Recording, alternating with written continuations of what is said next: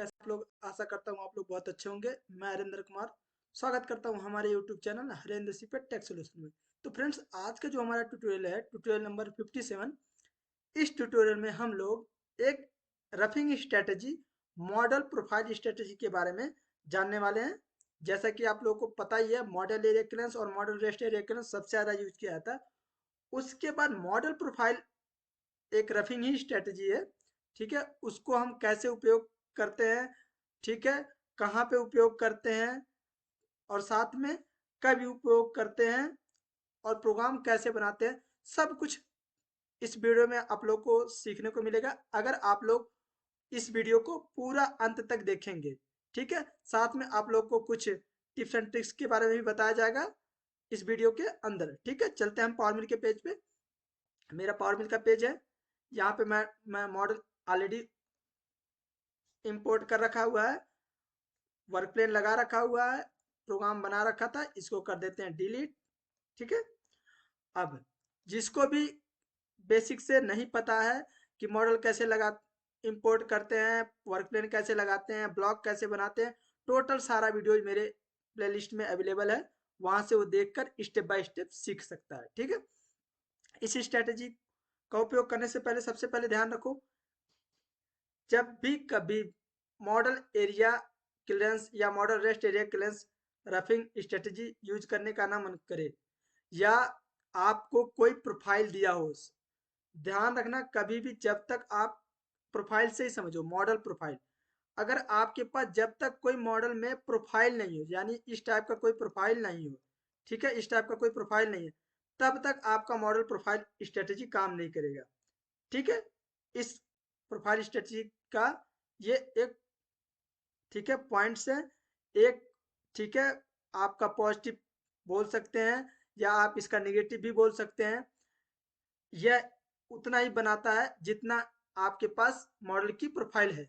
ठीक है, ऐसा नहीं कि मॉडल एरिया क्लियरेंस की तरह पूरे ब्लॉक में बना दिया, यहाँ पे भी बना दिया, यहाँ पे भी बना दिया, सारी जगह बना दिया, कहीं पे नहीं बनाएगा।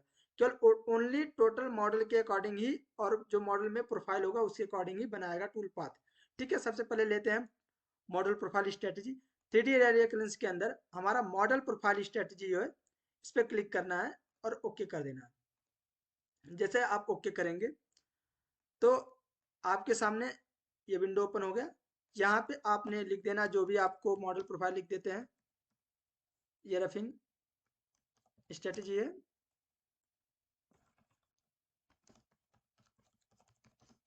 ठीक है, अब उसके बाद आपको वर्क प्लेन लगाना। वर्क प्लेन जिसको नहीं लगाना आता ऑलरेडी बता दिया मैंने, वर्क प्लेन लगा दिया, वर्क प्लेन एक्टिवेट होना चाहिए।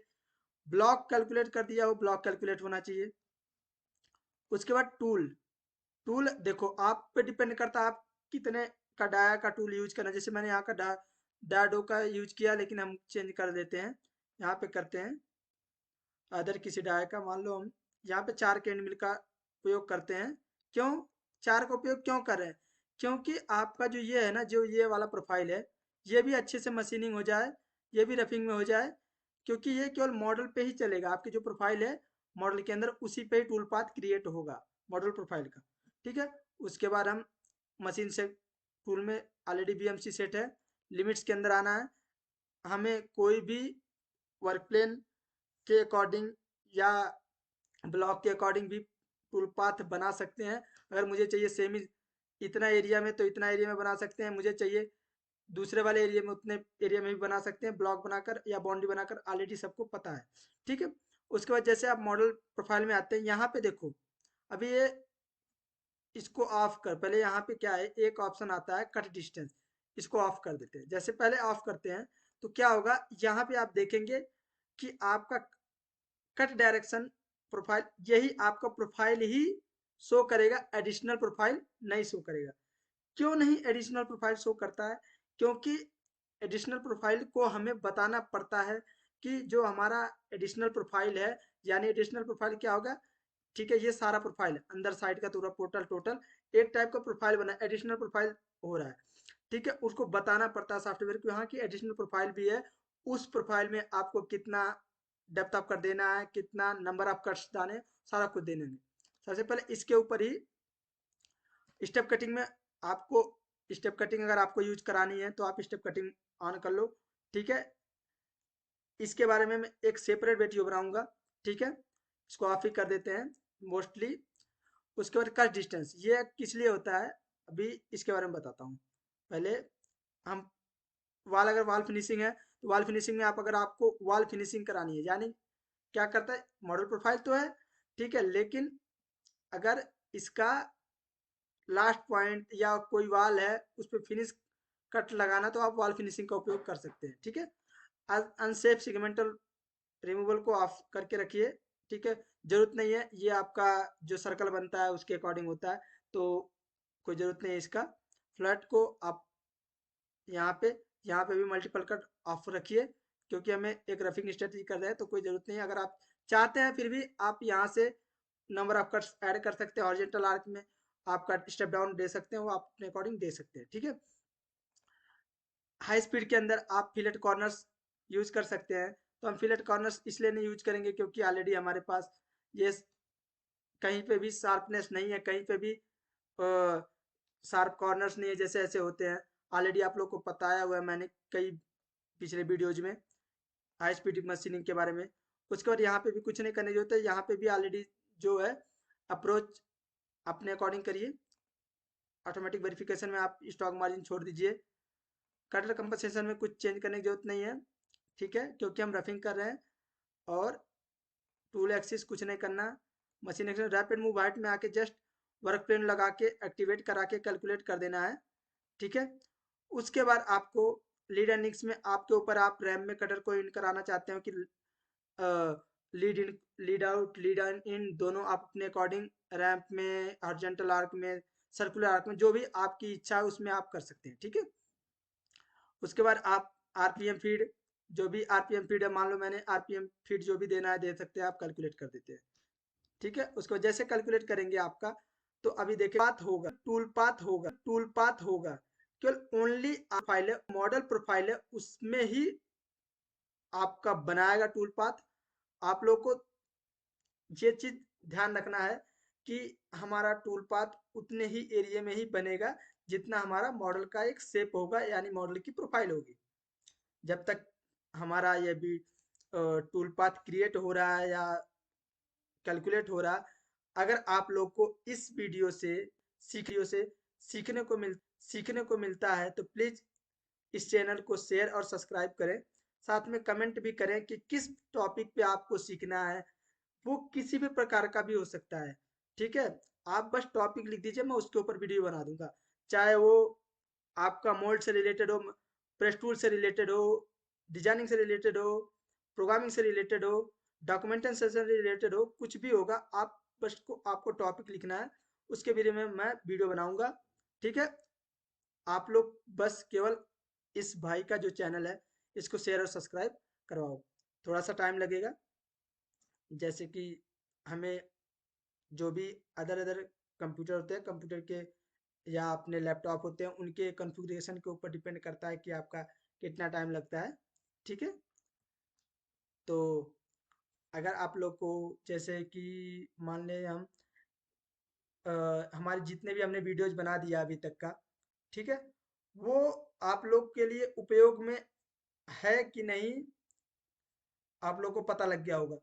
ठीक है, आप लोग को क्या करना है, जस्ट इसके बाद जैसे मेरा पावर मिल का ये पूरा कंप्लीट, लगभग कोर्स कंप्लीट हो जाएगा, ठीक है, तब उसके बाद हम लोग क्या करेंगे, अपना मास्टर कैम का जो, हम मास्टर कैम के बारे में बताया था, मैंने आपको बताया था मास्टर कैम के बारे में, प्लस सॉलिड वर्क्स के बारे में, सॉलिड कैम के बारे में, एनएक्स कैम के बारे में, इन सब के बारे में आप लोग को सीखने को मिलेगा। ठीक है, अभी मैं आप लोग के लिए मास्टर कैम की पूरी तैयारी कर रहा हूँ कि जो भी मैंने पावर मिल के अंदर छोटे छोटे स्टेप्स जो छोड़ा था या उनको ग्रिप नहीं कर पाया था, वो भी सारे कुछ इस मास्टर कैम की सीरीज में, पूरा मास्टर कैम के एक एक स्टेप को मैं बताऊंगा। ठीक है, और दो, अगर आप लोग कमेंट करोगे कि मुझे मास्टर कैम के जैसे बना रहे हैं आप, वैसे पावर मिल का भी एक पूरा स्टेप बाय स्टेप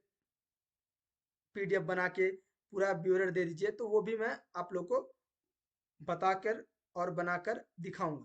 ठीक है, अगर आप लोग सहयोग करते रहेंगे मेरा। ठीक है, तो बस आपका टूल पाथ क्रिएट होने वाला है।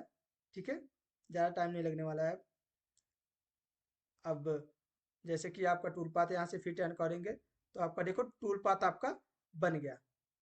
देखो आपका टूल पाथ कितना बना, जितना आपका मॉडल का प्रोफाइल है। यहाँ पे भी नहीं बन रहा है, यहाँ पे अंदर भी नहीं बन रहा है, यहाँ पे भी नहीं बन रहा है, कहीं पे नहीं बन रहा है। जितना आपका मॉडल का प्रोफाइल है उतना ही आपका टूल पाथ क्रिएट हो रहा है। ठीक है, अब बात करते हैं हम यहाँ पे जो हमारा कट डिस्टेंस था इसके अंदर। देखो कट डिस्टेंस का क्या है कि अगर आप नंबर ऑफ हॉरिजेंटल कट्स, मतलब सपोज डेट आप चाहते हो कि एक अभी एक कट लग रहा है, अभी आप चाहते हो कि दो दो कट लग जाए, तो आप दो कट तीन कट भी लगा सकते हैं, तीन कट लगा देंगे तो ये हॉरिजेंटली आपका, अगर मान लो तीन कट, चलो तीन कट लगा देते हैं, टाइम वैसे लगता है हमारा। ठीक है, यहाँ पे आपने बोल दिया कि स्टेप ओवर जो 4 को मान लो 2.5 का कर देते हैं या 2 का कर देते हैं। ठीक है, और उसके बाद मैं यहाँ पे डेप्थ ऑफ कट बढ़ा देता हूँ जिससे हमारा टाइम कम लगे। ठीक है, 3 कर दिया। जस्ट हमें डेप्थ ऑफ कट को इसलिए देखेंगे कि हमें नॉलेज लेना है। ठीक है, और उसके बाद करेंगे। अब क्या होगा, तो अब क्या होगा, हमने कट डेप्थ ऑफ कट या नंबर ऑफ कट्स जो भी अभी किए हैं तीन का स्टेप डाउन, साथ में जो स्टेप ओवर दिया हमने 2 का, वो आपका कैसे वहां पे सामने शो करेगा, अभी मैं आप लोग को पूरा अच्छी तरीके से बताऊंगा। ठीक है, थोड़ा सा टाइम लगेगा। ये जो मॉडल प्रोफाइल स्ट्रेटेजी है, ये बहुत अच्छी स्ट्रेटेजी है अगर रफिंग पर्पज के लिए। इसको आप फिनिशिंग पर्पज के लिए भी यूज कर सकते हैं, ऐसा नहीं है। आप कर दो, आप कट कम कर दो, एंड में जैसे इस टाइप की प्रोफाइल हो तो आप बॉल नोज यूज कर लो। ठीक है, तो आपका उपयोग में आ जाएगा, कोई दिक्कत नहीं, बहुत बढ़िया तरीके से आप काम कर सकते हो। स्ट्रेटेजी को कैसे उपयोग में लाना है वो आप पे डिपेंड करता है। सॉफ्टवेयर सब लोग को आता है, सॉफ्टवेयर मोस्टली लोग सीख जाएंगे, यूट्यूब से भी सीख जाएंगे, बहुत लोग सिखाते हैं। ठीक है, लेकिन उसका उपयोग कैसे करना है वह चीज मेन होता है।